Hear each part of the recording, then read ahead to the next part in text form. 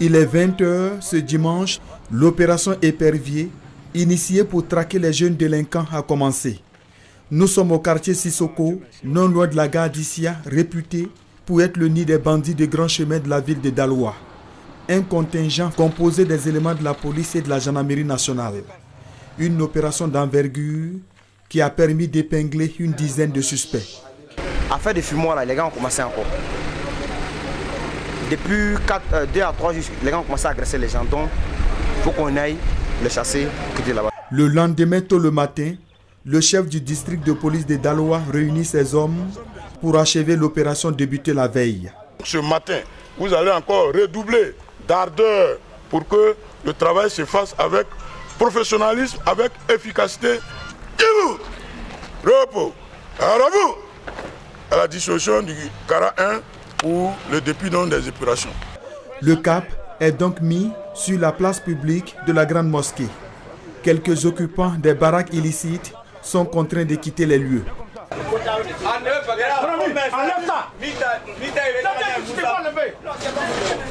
La destruction des endroits pouvant servir d'abri ou de repère à des suspects peut commencer.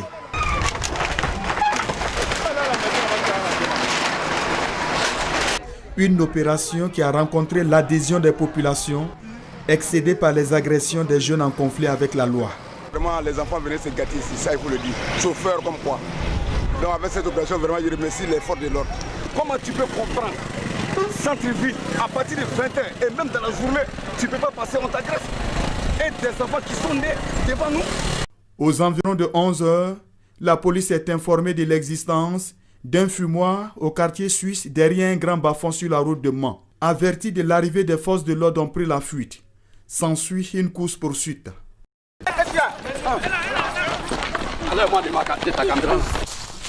Dans ce lieu difficile d'accès, la traque des jeunes drogués s'est soldée par l'arrestation de 2 jeunes garçons et une fille.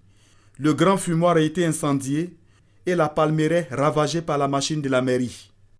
À notre retour à la préfecture de police, nous rencontrons le responsable d'un groupe de malfaiteurs.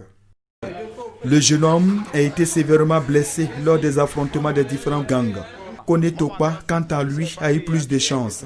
Il a été agressé, mais il a réussi à maîtriser l'un de ses malfaiteurs qui n'a que 14 ans. Il nous explique son calvaire. Ils m'ont suivi. Quand j'ai arrivé devant, ils ont coupé devant moi. Donc, son collègue m'a mis là quoi. Donc c'est lui et puis tombé sur lui et puis le prendre. Le préfet de police et ses hommes comptent mener ce genre d'opération jusqu'à ce que la ville de Daloa soit pacifiée. Et pour y arriver, l'autorité policière compte sur la collaboration des populations. Quant aux suspects interpellés, Ouattara Francis a promis les mettre à la disposition du parquet.